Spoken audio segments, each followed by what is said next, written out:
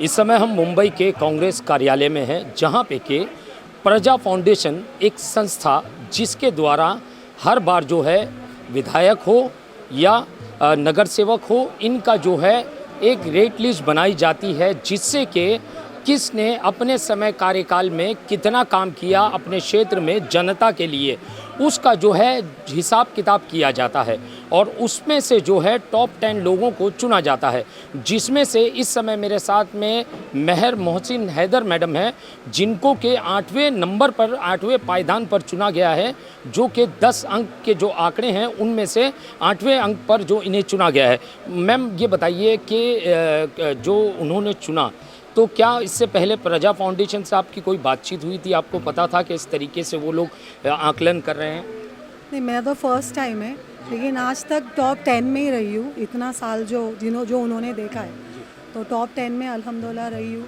हाँ, लेकिन ये टाइम मुझे ऐसी उम्मीद थी कि 1 से 3 में आऊँगी, क्योंकि जो हिसाब से कोविड में भी काम किया, सब काम किया, तो यहाँ वहाँ से मैंने उनका नंबर ढूंढ के उनसे शिकायत भी की कि मतलब आपने टॉप 8 में मुझे सेलेक्ट किया, उसके लिए थैंक यू।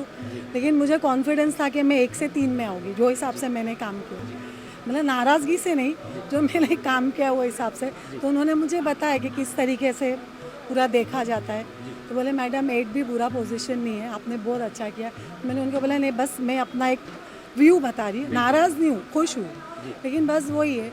और बस जो भी ऊपर आ रहे हैं। एक चीज़ बताइए, जिस तरीके से आप ही की पार्टी के, आप ही के पक्ष के जो रवि राजा है, उन्हें पहला नंबर मिला, तो क्या फील हो रहा है आपको? क्या महसूस हो रहा है कि आपके पक्ष के काफ़ी सारे, जबकि मुंबई महानगर पालिका में बहुत कम सीटों वाली विरोधी पक्ष में बैठने वाली जो कांग्रेस पार्टी है, उनको जो है अच्छे नंबर मिले, तो आपको कैसा फील हो रहा है?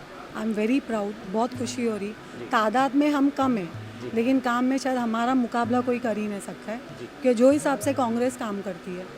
तो I am very happy about it. बहुत खुशी हो रही कि हमारे पार्टी में से 3 लोग टॉप 10 में आए, तो बहुत खुशी है। मैम एक बात अगर मैं जानना चाहूँ, आने वाला समय जो है चुनाव का है, तो चुनावी बिगुल बज चुका है, राजनीति शुरू हो गई है सभी पक्षों की तरफ से। कांग्रेस कौन से ऐसे मुद्दे हैं जिनको लेकर ज़मीन पर उतरेगी और चुनाव लड़ेगी? कांग्रेस की जहाँ तक मैं बात करूँ, मैं भी कांग्रेस पार्टी से हूँ। जिस दिन इलेक्शन जीता उसके दूसरे दिन, शायद उसी दिन से हम निकले हुए और आज तक है। हर मुद्दा इम्पोर्टेंट है, चाहे एक छोटा सा खड्डा भी क्यों नहीं हो सड़क पे, क्योंकि उससे भी एक्सीडेंट होती, लोग मरते। चाहे एक झाड़ का भी क्यों नहीं हो, क्योंकि झाड़ अगर गिरा तो लोग मरते। पानी नहीं हो तो वो भी मुद्दा है। यानी कॉरपोरेशन जो है, गटर, नाली, पानी, यही सब मुद्दा है। बर्थ सर्टिफिकेट से लेकर डेथ सर्टिफिकेट, कॉरपोरेशन का यही काम है। हर मुद्दा इम्पोर्टेंट होता है, रोज़मर्रे की लाइफ से कनेक्टेड होता है। तो आप ये नहीं बता सकते कौन सा मुद्दा, क्योंकि हर ही मुद्दा इम्पोर्टेंट है। कॉरपोरेशन यानी नगर सेवक, नगर की सेवा करना। हम जो है गली के लीडर्स हैं, जैसा कि हमारी एरिया हो गई। दिल्ली के हम लीडर्स नहीं कि दिल्ली में जाएंगे, वो पोस्ट नहीं है।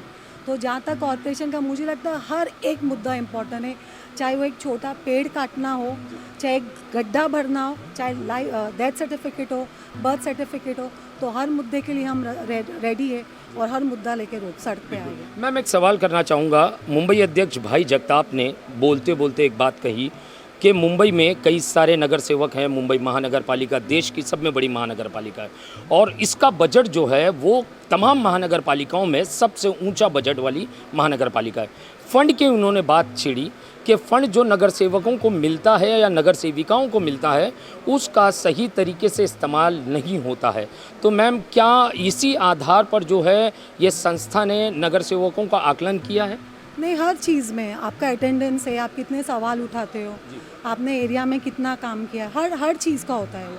क्योंकि मैंने उनसे पूछा तो उन्होंने बताया कि मैंने बोला ना, मुझे 1 से 3 में होने चाहिए, 8 में कैसे आगे, कि मेरा हक है पूछना। तो उन्होंने मुझे बताया कि क्या क्या सवाल होते हैं।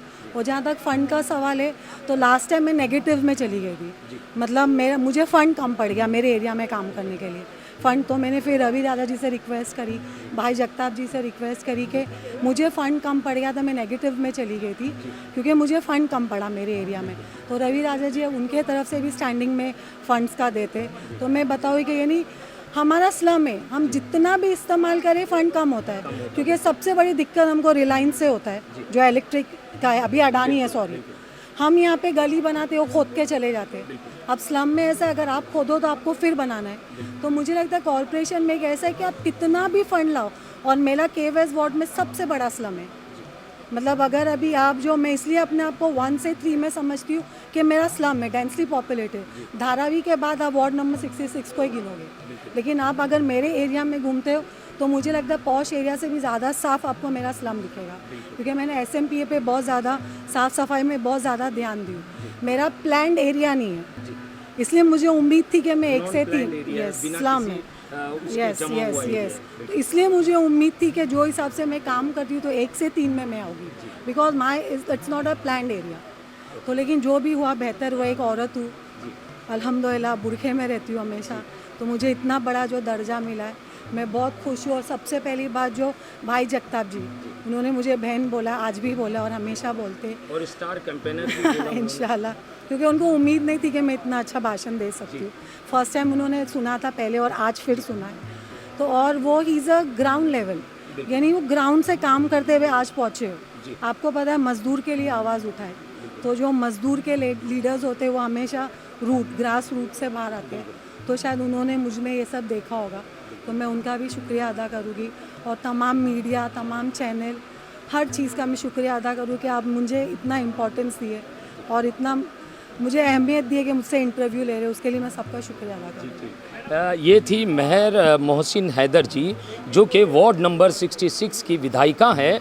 इनका मेरा सवाल था कि महानगर पालिका का बजट तो काफ़ी ऊंचे स्तर का है, तो क्या ये बजट सही मायने में ज़मीनी स्तर पर इस्तेमाल होता है?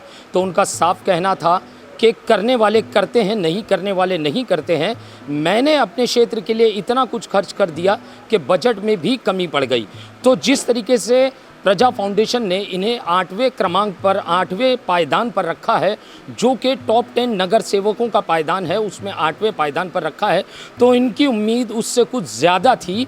मगर खैर कोई बात नहीं, उनका ये कहना है कि दोबारा अगर मुझे मौका मिले तो मैं और बेहतर जनता के बीच में करने की पूरी कोशिश करूंगी। कैमरामैन शफीक साटविलकर के साथ सईद शेख की report, the daily India news, Mumbai.